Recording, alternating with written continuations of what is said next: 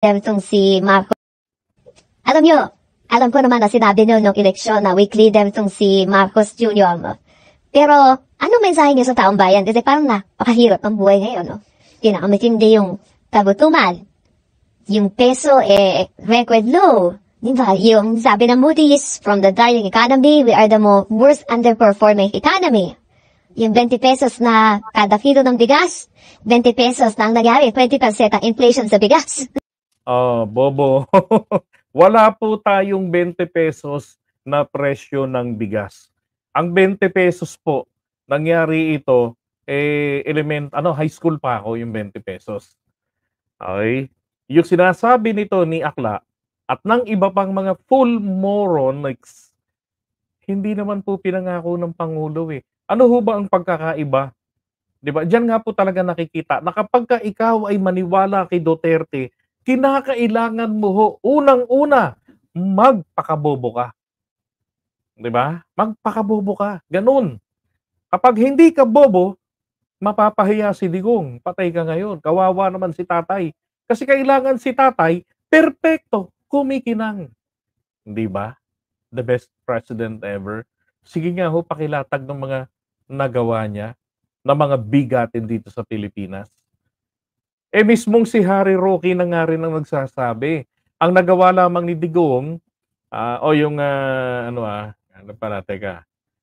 sabi ni Pogi, Brad, maraming nagawa yan, hindi mo lang alam. Uy, vlogger akong nakasupport kay Duterte noon. For you to tell me kung ano yung mga nagawa niya, bago mo pa malaman, nalaman na namin. Okay? I-google mo mga batas na naipasa niya. Naku!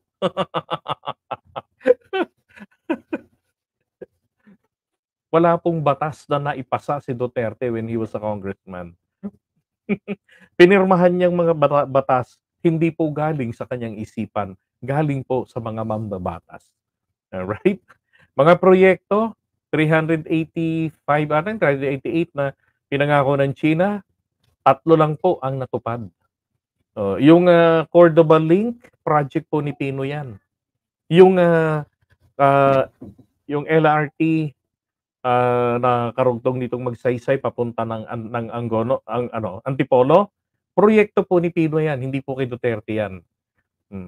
Ang kay Duterte, Dolomite Beach. Yun lang po talaga.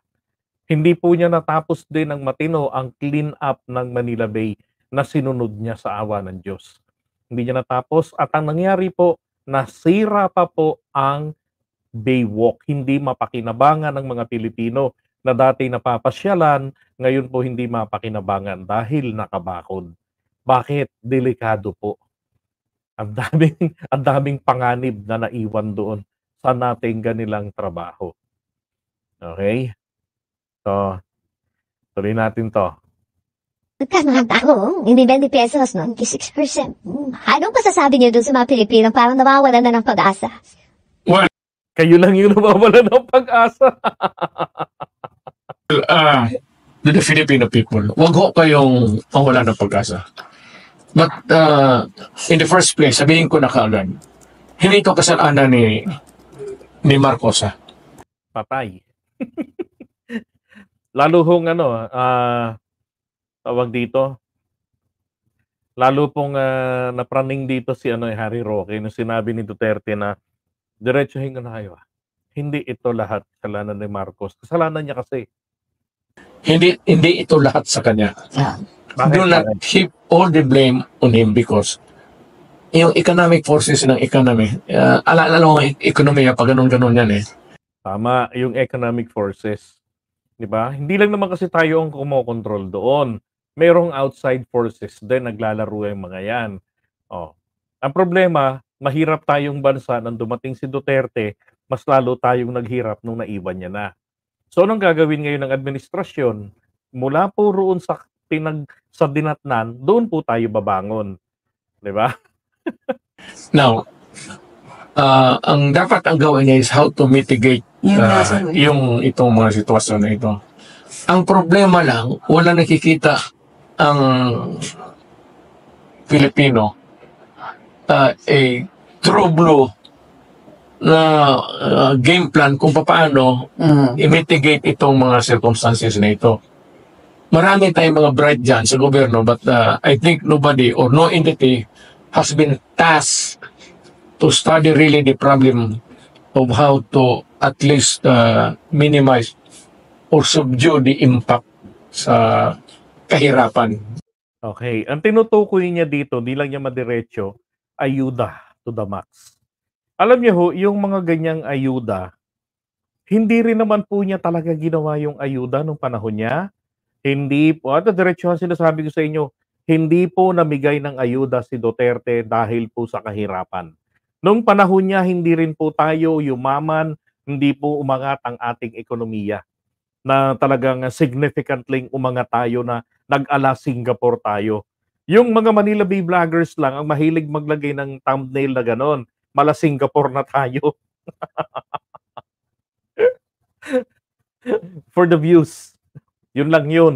Tapos kami-kami nagtatawanan lang din naman sa mga nagpapaniwala doon sa clickbait. Oh. Tapos dahil bawal po ang clickbait, nakaka-shutdown ng account yan. After a week or 2 weeks, tatanggalin na po yung thumbnail, papalitan ng tama. Wala akong significant na pagbabago nun. Nagkaroon tayo ng pagbibigay ng mga ayuda nung pong nagkaroon ng pandemic. Doon lang po. Pero nung dumating siya, hindi po niya ginawa yung magbigay ng ganun, mag-subsidy. Ganyan, wala rin po siyang subsidy noon. Ang nangyari pa nga nun, pinabayaan nila ang sektor ng agrikultura, kaya po nagka-leche-leche tayo sa supply ng bigas. Kasi yung mga Pilipinong magsasaka, sabagay, mga Amerikanong magsasaka rito. So yung mga magsasaka natin, hindi sila naging successful doon sa kanilang mga tanim ng mga panahon na yon. Dahil kakulangan po nila kakulangan ng tulong ng gobyerno sa yung mga equipments, yun ang mga kailangan nila para mabilis yung pag-aararo, mabilis yung sa pag-harvest, yung post-harvest facility, kulang na kulang. Hindi rin po nila inasikaso yun. So nangyari doon, 2018, nasa record po yan. Nagkaroon tayo sa iba't ibang panig ng bansa natin. Meron diyang umabot ng 80 to 90 pesos. Sultan Kudarat, nag-80 pesos per kilo ng bigas. Kaya yan rin po yung rason kung bakit tayo nagkaroon ng Rice Tarification Law of 2019. Actually, it was an amendment ng existing na rice tarification natin. Ang kagandahan doon ay yung excess sa 10 billion na kinita ng gobyerno mula sa taripa ng importation ay mapupunta yung excess sa mga magsasaka na nagmamay-ari po ng lupain to less than 2 hectares ang kanilang ari-arian, ang kanilang lupaing sinasaka. Oh. Pero ang downside naman po nitong rice tarification law ni Duterte, batas niya yan tsaka ni Cynthia Villar yun ang author. Oh, at yung batas na yan ay pinanukala mismo ng hindi nagkakamali, World Bank, IMF, World Bank. According to Cynthia Villar siya lang yung nag-endorse dito, nag-push dito. Kung makabayan si Duterte, kung totoong matalino, bakit hindi niya na-review na ito pala, ang rice tarification law, ay tinatanggalan na ng karapatan na mag-regulate ng supply ng bigas ang National Food Authority o yung NFA. Ang ginawa lang nila sa NFA para mapatahimik ang mga magsasaka, si NFA na ang buyer ng mga magsasaka. Ganon. Pero wala pa rin talagang matinong tulong. Inasa ni Duterte kaya nagmahal ang supply ng bigas noon, kakulangan ng supply, inasa nila noon sa masyadong malalang importation. Ganon ang ginawa nila Duterte noon. So mga full morons, don't tell me hindi nyo naaalala yan, na bigla na lang nawala ang NFA. Di ba? Yung mga NFA rice sa palengke nawala bigla, yun po ang kasaysayan. Okay? Tuloy. Hindi sa ekonomiya. Huwag mo munang isipin yung ekonomiya kasi naglalaro ang ekonomiya by itself. The economy is Market naglalaro forces. market forces. All things considered. The market forces dito sa Pilipinas, naglalaro yan sa sabay ng ekonomiya. So, yung pag-ano dito is how to soften and mitigate and maybe sacrifice a little, magpalugi na lang para lang hindi masyado maan. Total, nalulugi naman talaga ang gobyerno sa graft and corruption. Ako kay Marcos, gano'n na yung bitawan na yung pera kasi Ayun, sabi nga sa inyo, ayuda. Alam nyo, hindi magandang palagi tayong bigay ng ayuda. Ang mga Pilipino, the only thing that you can earn from that ay simple lang. Makukuha mo ang simpatya, ang boto nila. Pero pagdating po sa pag-develop sa mga kababayan natin, nako, wala hong epekto itong bigay ka ng ayuda. Ginagawa mo lamang silang mga bagamundo. 'Di ba? Ginagawa mo lang sila, kinukonsinti mo lang ang pagiging palaasa na po-promote lamang. Yan rin po ang gawain ng mga trapo na nagme-maintain ng mga squatters area. Katulad dito sa amin. Dito sa likuran ng bahay namin, nasunog yan squatters area dahil sa sugarol kong kapitbahay. Nadamay ang bahay namin. NHA awardees kami. Damay-damay kami rito. Ngayon, yung lote na yan, pinadidemolish na yan ng may-ari. Alam yung ginawa ng LGU na naman namin, ng mayor, sinausawan at ng mga konsehal. Sila daw ang makikipaglaban at bibilhin daw yan, ibibigay sa kanila. Kada mag-e-eleksyon, ganun ang sinasabi nila. 48 years old na ako. 1987 ko pa naririnig yan. Yung may-ari, bayad lang ng bayad ng amilyar. Yung may-ari, Filipino-Chinese businessman. Ilang boto lang makukuha nila doon? Wala, dahil taga Manila yung may-ari. Dito sa squatters area, ilan yung botong makukuha nila rito? Mga nasa 3,000. Diba? Malaking bagay na yan sa LGU. Ganun po. Ano ang ginagawa rito lagi? Pang-uuto. Yun, yan magaling si Duterte. Yan ang style niya. Band-aid remedy. Diba? Alam nyo, para masabi natin na talagang meron tayong ginagawang remedyo, dapat yung sistema, dapat inuugat yung problema. Meron ba nung panahon niya, in-explain niya sa atin, bakit tayo kinulang ng supply ng bigas? Bakit tayo kinukulang ng supply ng isda? Panahon ni Duterte yun, nag-i-import tayo ng isda. Bakit? kailangan Hindi rin niya mapaliwanag bakit ang mga incheck nagpapatrolya-patrolya sa West Philippines. Ang sagot niya lang, we were friends. Pero baka patayin nila, takot ako, baka mapatay ang mga sundalo ko. If you were friends, bakit papatayin yung mga sundalo mo? Ang totoo pala, dyan lamang pala sa Baho de Masinloc, nagkaroon siya ng kasunduan sa mga incheck noong 2016 na payagang mangisda daw yung mga mangingisda sa Gedli-Gedli ng Scarborough Shoal, na dati naman nilang ginagawa since 2014 pa, nang magsimulang higpitan ng China ang pagpasok sa loob ng Bahura. Hindi rin naman siya nagtagumpay dun. Ang nakuha niya lang yung pangako, pledges lang ang nakuha niya. Pero yung status ng mga kababayang mangingisda, wala hong nagbago. Yun at yun pa rin. Kinumpirma rin niya ng mga mangingisda when we were in Zambales. Diba? Yan si Digong. Ayuda ang alam. Bili ng bigas para mas mura ng konti o pati yung essential goods, yung basic necessities, yung pamalingke, yung gano'n. Correct. Tapos binentang kay Trillanes, na si Trillanes raw binenta yung mga isla, ang kaguhan. At least marami na ang bright boys dyan sa taas sa gobyerno how to play the market dito sa ating ekonomiya. Sir, hindi lang siya kasi hindi lang mitigation ang halimbawa, alam na nasabihan siya, both, well, hindi na natin naasahan ng economic advisors, puro ano yan puro yes men. Pero mismo, halimbawa, mga magsasaka, sinasabi nila na sa dinami-dami ng importation policy ng gobyernong ito, never bumaba ang presyo ng agricultural products. So 2 months ago, nag-issue siya ng executive order na ginawa pa niyang mas efficient ang importation, binabaan ang taripa, niliitan ang mga quotas. So nagfa-flood ang market natin with imported goods. Pero hindi naman mura. Okay. Misleading. Bakit? Tama po yung sinabi niya na 2 months ago, nag-issue si PBBM, di ba, ng kautusan na kung saan binapayagan pa rin ng importation, niliitan ang quota, tama yon. At binabaan ng 15% ang taripa. Ano po ba ang taripa? Ang taripa ay proteksyon.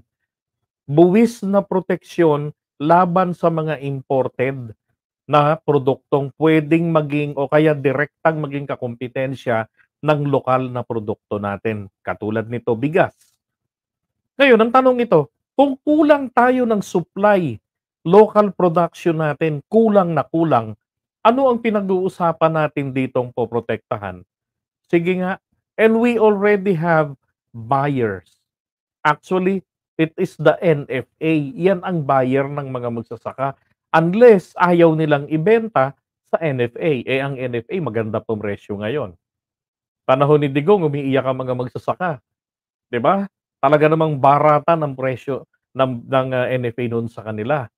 Kay PBBM, talagang maganda ang presyuhan nila. Kaya doon pa lamang imposible talagang ibagsak ang presyo sa 20 pesos. Ang sinasabi ni Duterte, palagi kang magpalugi. Hindi po yan ang tamang pagpapatakbo ng ekonomiya o ng negosyo. Puro ka na lang palugi para purihin ka. At the end of the day, magpare-pareho kayo, patay gutom ang ending. Kasi wala kang dinevelop, wala kang tinuro sa kanila kung hindi umasa. At bumoto pabor sa'yo. At ikaw naman ay bilyonaryong tao, bago ka magutuman, ubos na yung mga yan.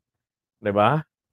Ito sinasabi ni Zoraida, hindi po lahat ng mga agricultural products. Nakita ko yung listahan nun. Marami po doon hindi ginalaw ang taripa. Ang totoo, may mga items nga na walang taripa . Now, bakit po hindi bumababa pa rin ang presyo ng bigas? 'Di ba? Unang-una, kailan po ba tayo nag-import ng bigas? Okay? Gaano katagal yan bago dumating dito? So mga nasa 1 buwan bago dumating ang bigas na inimport na binabaan ng 15% ang taripa. Therefore, ang presyo nito sa merkado expected na bababa po ito ng 15%. Ngayon, ang bigas po na kinakain natin galing sa merkado, ito po ay inimport noong buwan pa ng January. So kailan pa natin mapapakinabangan yung mga bagong inimport na mas mababa ang presyo sa mga darating pa pong buwan, starting next month onwards. So, ang laman po sinasabi ko sa inyo ang abogado kapag ka nagsisinungaling, malalaman mo the moment they open their mouth.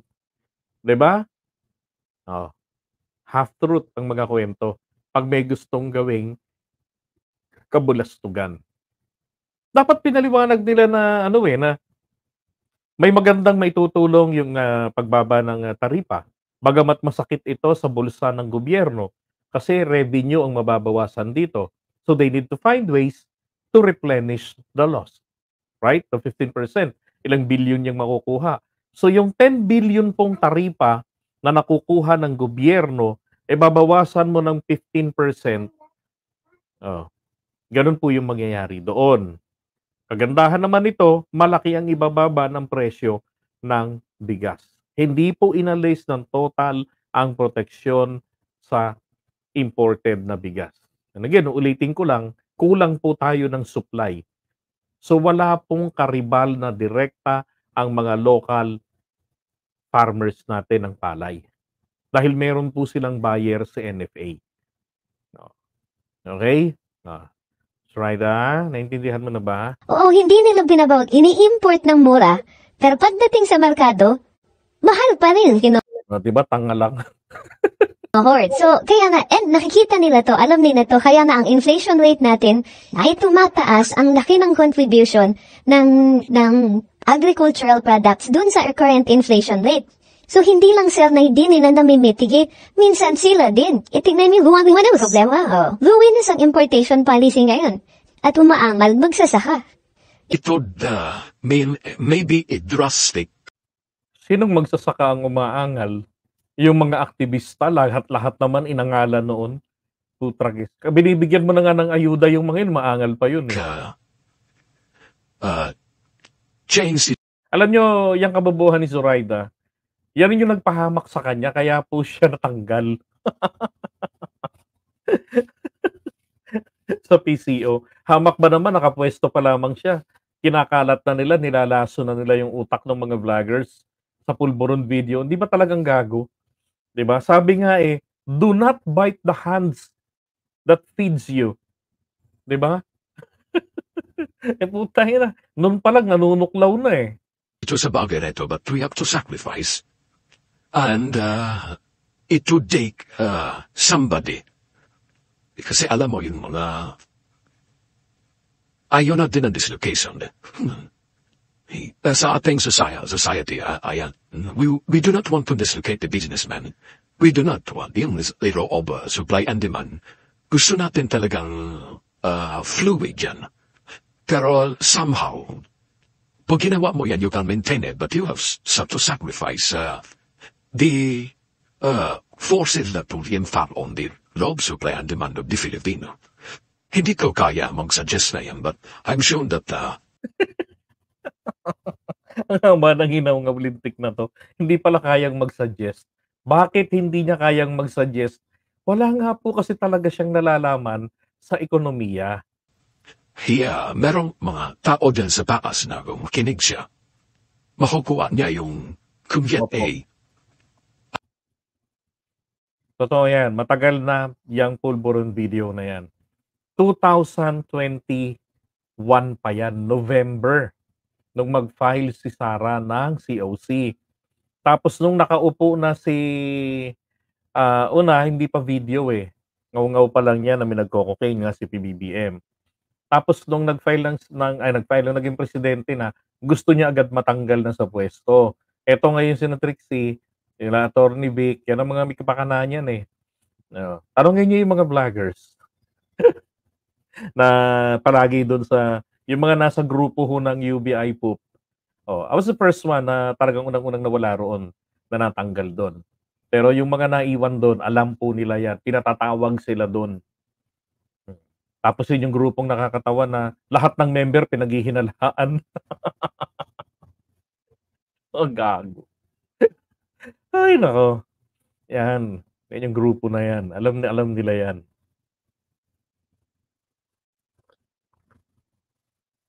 The UVI Poop.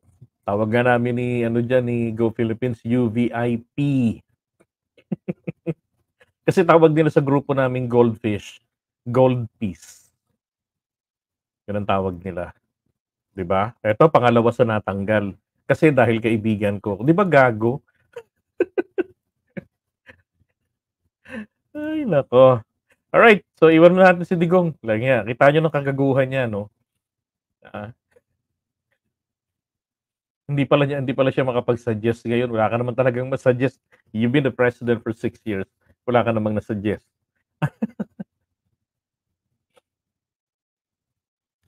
Alright, yung